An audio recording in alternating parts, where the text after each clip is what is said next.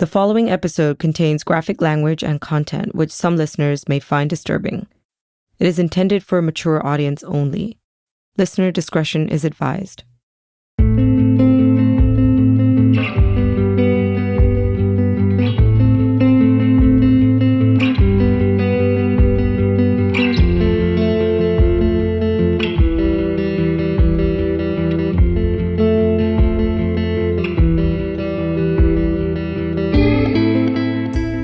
Today's episode will be featuring a courageous woman whose pain and suffering would eventually lead to her advocating the fight against female genital mutilation, as some call it, or female genital cutting. Shamsa Araweelo recounts detailed memories of the procedure, the effects of it, and her experiences after realizing she was different from the other girls around her. We're so honored to have you here with us, Shamsa. Welcome. Anytime. Thank you so much for having me. It's a pleasure.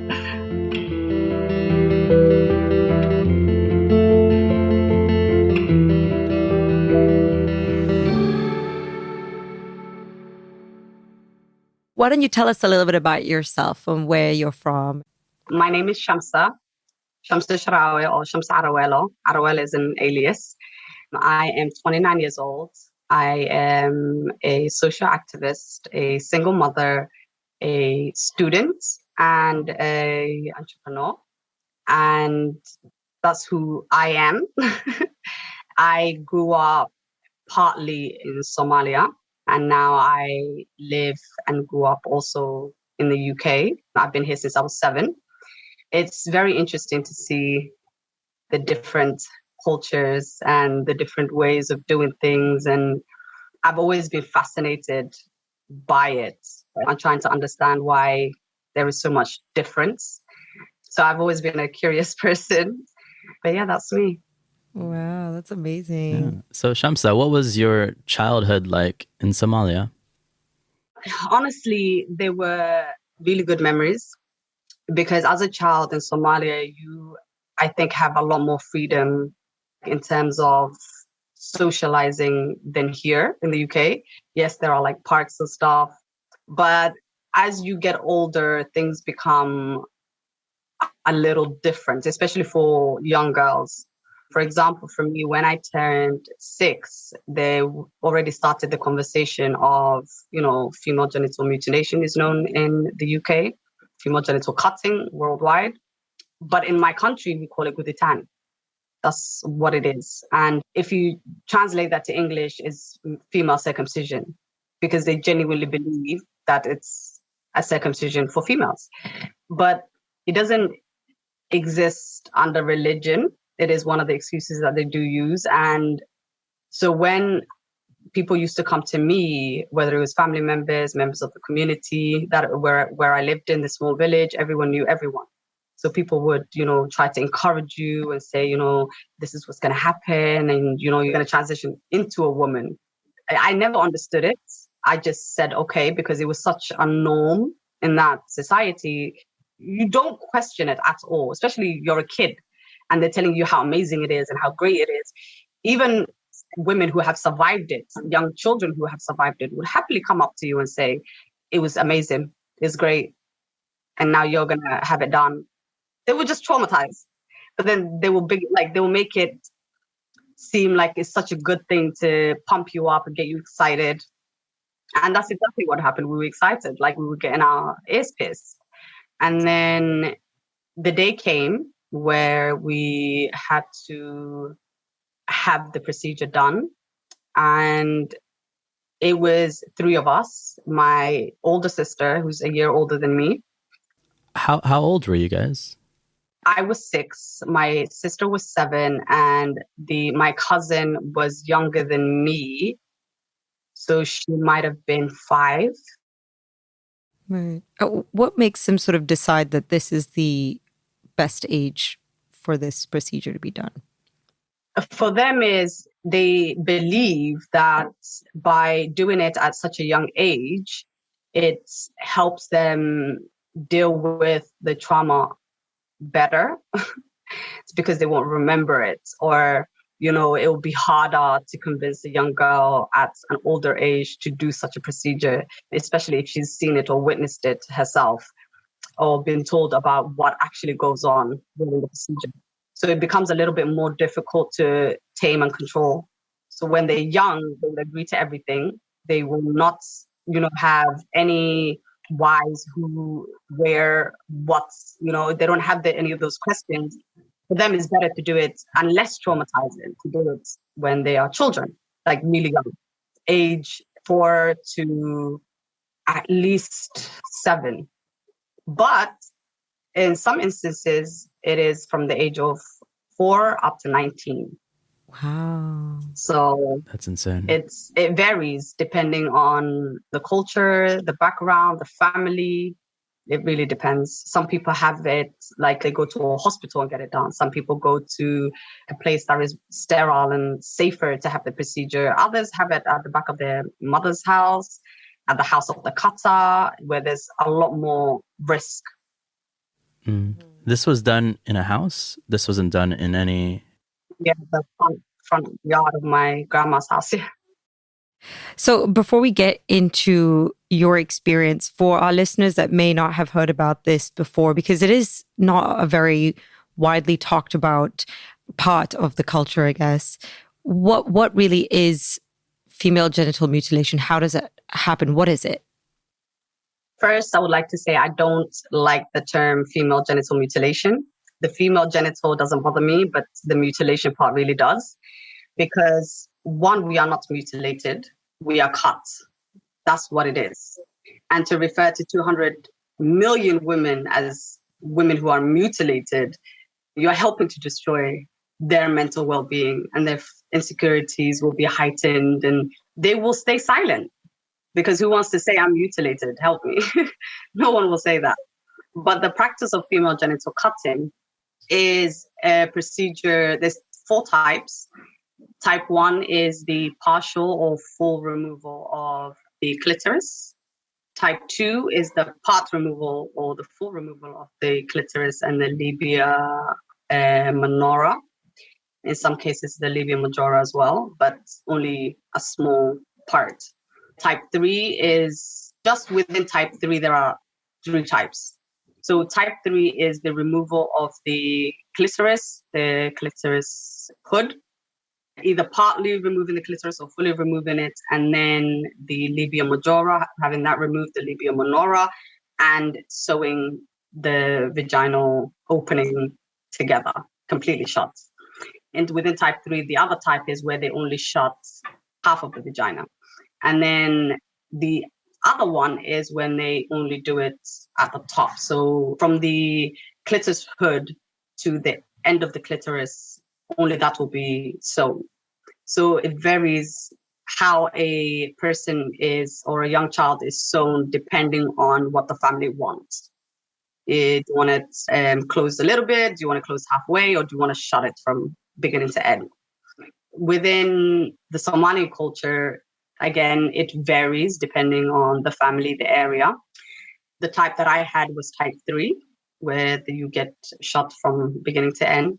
The whole vagina is sewn together, and they leave tiny little holes for urination and menstruation. And type 4 is anything that harms or damages a vagina, for example, burning, cutting, pricking, anything like that. They are the 4 types known worldwide. Mm-hmm. So going back to your procedure, what was that experience like? Were you given anesthetic? Do they have a ceremony for these kind of procedures? There are other cultures, other countries that have that, perform parties or little ceremonies before or during or after the procedure. But with us, no, we didn't have any type of celebration or nothing like that. It was done without any anesthetics or painkillers. And it was done at the front of my grandma's house. So it wasn't done in a hospital. It wasn't done in a safe environment. You had people running around. You had animals running around. I can say for sure it was one of the most dangerous ways to have that procedure performed in a place that's not sterile, probably with a blade that isn't sterile, that was used by somebody else prior to you.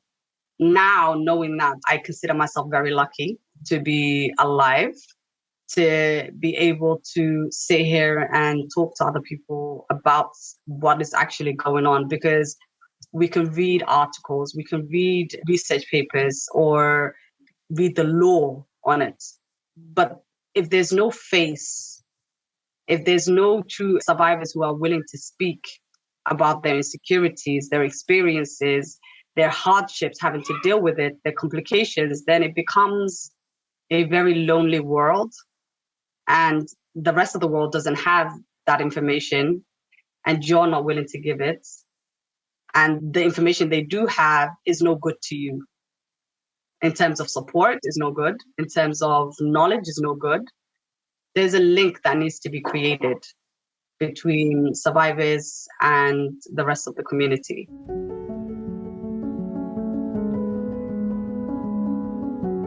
Age 6 is when I had the procedure done. Again, like I said, without any anesthetics. And we first had to witness our cousin have it done, the youngest. And like I said, everything was happy. Everyone was in a great mood. We sat down waiting for something amazing to happen. And then when my cousin was calmly taken to the chair where the cutter, a woman, was sat there. We didn't know who she was at the time. And the moment she sat on the chair, everybody in my family, my aunties, and I think we had an uncle there, and my grandma, started holding the girl down in the most violent way I have ever seen as a child. So everyone's trying to grab onto her leg. And then we're all trying to figure out what is going on. And the cutter opened her legs wide. They were held apart. And she took a razor blade and she started cutting. And all we see is blood. And me and my sister looked at each other and we didn't even say anything. We just knew that this couldn't be done to us.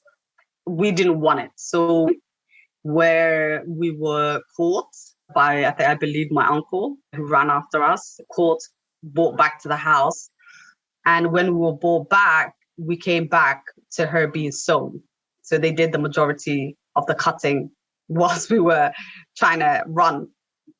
They were sewing her up, and all I could think is, I just not, no, I don't want it. I don't want it. I don't want it. And when she was done, they closed her legs together. They wrapped it up with a cloth, tightened it, picked her up and put her down on the floor. And then it was my turn.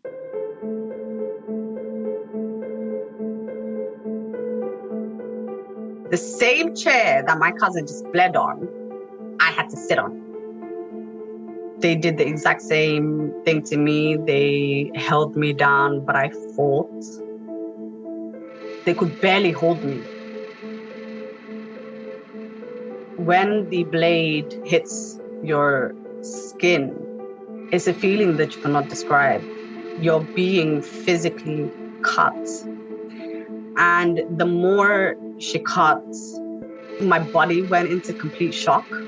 Again, without the help of anesthetics, your body will go into shock. And that's exactly what happened. Eventually, I stopped fighting. She cut my clitoris, the labia minora and the labia majora, and they sewed me up. And when I say she sewed me up, from the top of the clitoris hood all the way down to the vaginal opening. And they left 2 little holes for all of us so that we are able to urinate. But when I say the holes are so tiny, it's not one that you can easily urinate from. It'll take you a few minutes just to have your urine come out. Again, the feeling of being sewn whilst physically awake is undescribable. It is pain like I've never felt before, for sure. I remember at one point I looked at the cutter and she was so calm. And next to her laid a jar full of what I now know as bits that she had been removing of, not just us, because the jar was kind of like halfway full. and it was very bloody and it just didn't look right. And then they put my legs together, tied it with a cloth, as they did with my cousin, picked me up and put me down on the floor. All of us was silent, complete and utter silence after the screaming was done. And to muffle the screams, they put cloths in our mouths and, tightened it so that we couldn't scream a lot. We still did, but it's like the sound wasn't clear. They just tried to silence me. Then my sister had her procedure done, and once the procedures were complete, we were washed in blood, animal blood to be specific. And I think maybe that was the ritual.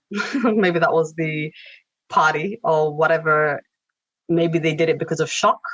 We were in absolute disbelief. Our bodies went into shock. So in their mind, they were trying to calm us from the shock that they've caused, but they caused even more shock because you're washing me in blood.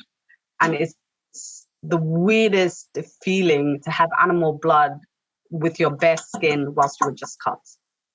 It's disgusting. And then I came to the UK with my sister, my mother, and my little brother who was with my mom at the time. My mom was not in the country. She was in Saudi. And we went to Ethiopia where my father applied for a visa for us. We came to the UK, never had a conversation about, again, it was a norm within my community. So there was no reason for me to doubt or question my parents. So I didn't even speak about it when I came here, and not with my mom and not with my sister, no one. Even my sister who had it done with me, we never spoke about it, ever. So even to this day, we've never spoken about it.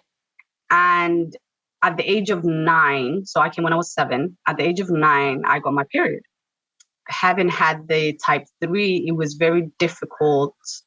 There was no way that my period was going to come out smoothly. I didn't even know what it was. So I thought I was dying when I first saw the blood. And then my mom explained what it was. I had to keep it a secret. I couldn't tell anybody about it. I couldn't tell my father, my sister, my uncles, my aunties. I couldn't tell anybody. And I asked why. And she said it's basically a transition to womanhood. And I was like, that's weird.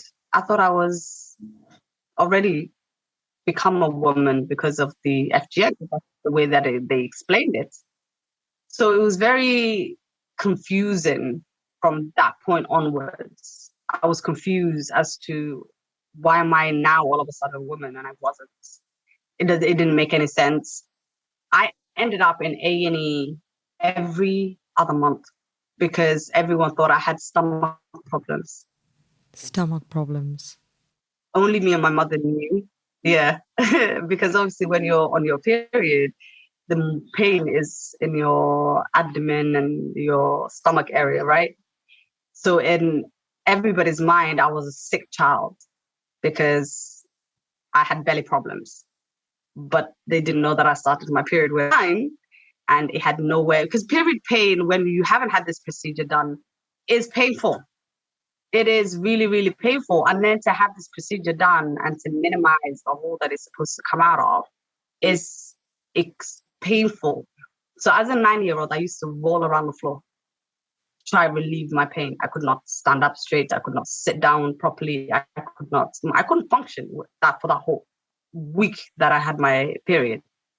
And again, it would collect over time because the space that is coming out from is very tiny, that the flow isn't the same. So it can cause blockage. So it can have, in some cases, there are women who couldn't urinate. It just got bigger and bigger and bigger. And they started bloating a lot because the urine was just being collected and it stayed inside. There was no release. And it can happen for a period as well, which can actually cause death. And a lot of infections, a lot of discomfort, a lot of pain. And each and every time I went to the hospital, nothing was ever done. I was 9 years old. And then when I was 14 years old, I started physically tearing. And When I first told my mother, and I was terrified because I thought, oh my God, imagine if she thinks that I had sex or something. And let me backtrack, actually. When I was in year 6, I think I was 10 or 11 years old. And we had a lesson, sex education lesson, which my mom wouldn't have given me consent. So I forged her signature. And I ended up going and looking at the male. I was more focused on the female because I was like, that doesn't look like mine. Like, what is going on? But then automatically I assume, because of the way that my mind was programmed, that, oh, it's them that's wrong. It's the Western society that is wrong. They're not clean, they're dirty because they still have their clitorises, and, we're the better ones, and, we're cleaner, and all of these things that you've been convinced of. And I think I was trying to make myself feel better by putting the blame on somebody else. And then I realized very quickly when I discovered what FGM was, it was like a wake-up call almost. Actually, what was done to you was never supposed to happen. And I was like, shit, it never felt right. How old were you when you had this revelation about? I was probably 11, 12 when I really understood that what happened to me was a crime, that it should have never happened. Female circumcision does not exist. It should have never existed. And what made it worse is the mutilation part. Because as a young child, when you think of the word mutilation, you think butchered, you think something missing, disfigured or dismembered. I always wondered, why don't they use the word dismembered? And it made me feel so insecure. I felt less than a woman. I felt like I wasn't complete. I felt so different from everyone else, but I was so ashamed of what had happened to me. And the way that I felt about myself was literally shameful. Everything about me is shameful. Coming from a culture that it normalizes calling your daughters hoes and sluts from a very young age, they don't even mean it. They don't have to physically mean what they're saying, but they use those words. And as a child, if your parent doesn't explain to you, even when I say these words, I don't mean it. In your mind, they mean it. So I wondered, is it because they see something in me that they did this? Because one of the reasons is to prevent sex before marriage.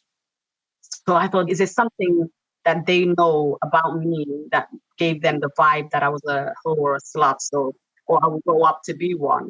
So they decided to shut me completely. I found myself asking myself questions and then having to answer them myself, because I was so ashamed to speak to anybody about it until I started opening up a little bit in high school, and only to my specific chosen friends who I knew wouldn't go around telling everybody else. Another thing is, we are very protective over our parents. Even if they're the abusers, we will protect them at all cost. Because again, for us growing up here, we know that this is cultural. We know that they have been brainwashed. They went through, if not the same thing, worse than what we have endured. We didn't want our parents to be misunderstood. We didn't want our parents to be criminalized and put in prison. For what?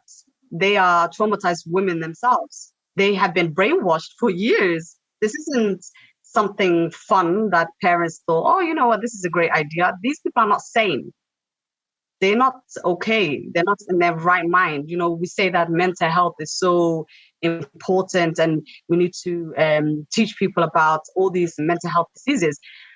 However, when you look at a woman who subjects FGM to her child, or a grandma doing it to her grandchild, or an auntie doing it to her niece, it's because she genuinely believes that that is what's good for her. In some cases, they believe that they're protecting her make it difficult for men to actually have sex with this person. Because if you close the person up, where are they going to enter?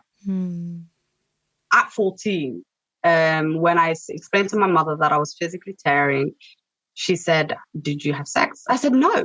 How am I going to have it when I'm scared? It's almost impossible." I have never seen anybody, as long as I've been alive, who's had this procedure done and who started randomly. I said, "I don't know why it is happening, but it is happening and it hurts." So she took me to the doctor. In my mind, she took me to check my virginity. But maybe she didn't have that intention.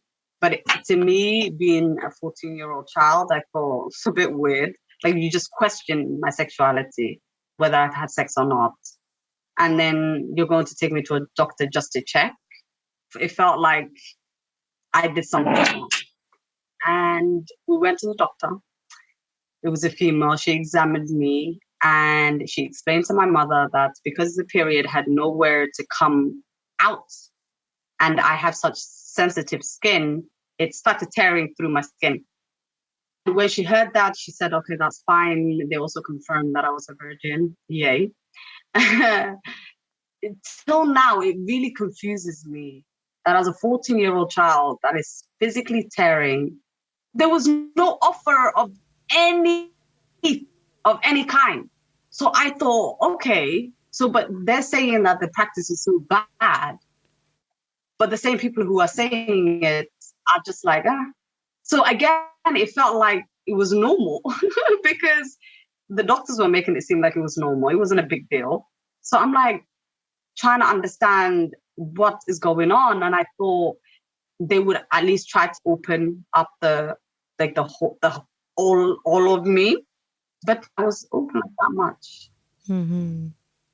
At the age of 16, 17, just before I went to Somalia, again, I was examined by gynecologists and doctors because of my complications and the period pains. Nothing was ever offered. Ever. And at the age of 17, I then decided to go to Somalia. Hmm. Did you think that the doctors who did examine you, the gynecologists and all the other doctors who did examine you, did you think that the reason why they didn't do it is because they didn't know how to have the conversation? You must have been like one of the very few patients who were, who had the FGC done. I'm wondering, why didn't they say anything? There are plenty of women in the UK who have that procedure done. Really? 98% of Somali women have this procedure done. 98%. No way. So the majority of the women living in this country, and they're of the older generation, they all have this procedure done.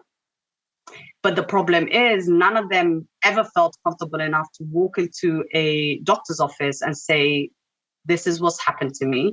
What can you offer me?" What are the options? Yeah. All of us have a silencing culture where women are not allowed to speak. Even in the UK, in some cases, women are shut down. They don't have much of a voice, right? It doesn't matter what society you are, women face the worst problems in this world. And on top of that, they're silenced. They are told that their emotions, their thoughts, none of that matters. And when you've grown up that way, you believe it. So a person could go, again, their whole entire lives without ever having stepped foot in a doctor's office. They will live with their complications. They will live with any issues that they face, whether mental or physical. Why? Because they think, you'll judge them, or because you're from two different cultures, they're going to disrespect me, or they're going to disrespect my culture, or they're not going to understand, or there's all of these fears that surround women, or it doesn't matter where they're from, if they have had this procedure done. And then there's the doctors who think, we're trying to be culturally sensitive. I don't even know what that term means. What does it mean to be culturally sensitive? Like, it's a crime. You've criminalized it. So why are you being culturally sensitive now? Were you not being culturally sensitive when you criminalize it? But all of a sudden now you don't know how to treat these people. You don't know how to talk to these people. It doesn't make any sense.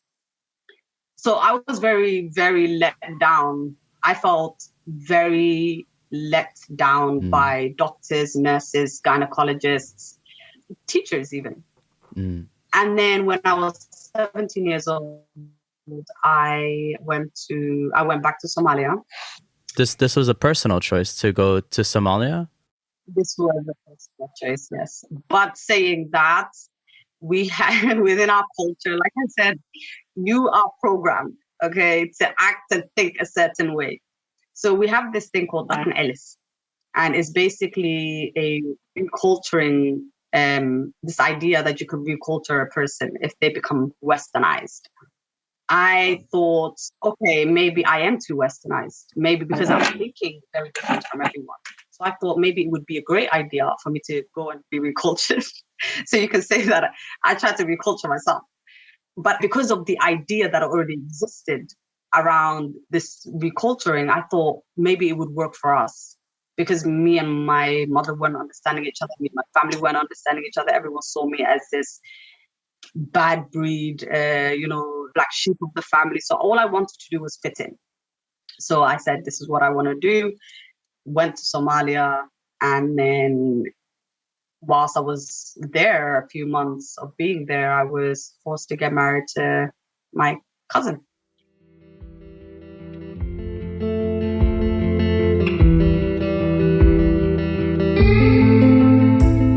If you haven't yet gathered, this episode ends with Shamsa making the bold decision to go back to Somalia to get in touch with her cultural roots. Part 2 of the episode discusses the trauma she experienced in Somalia as a young adult, her final escape, and her fight against FGM.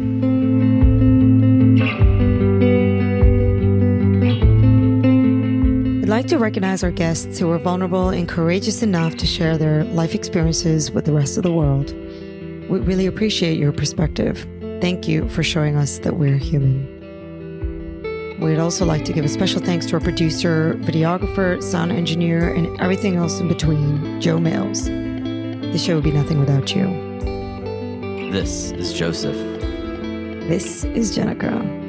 And we are Multispective.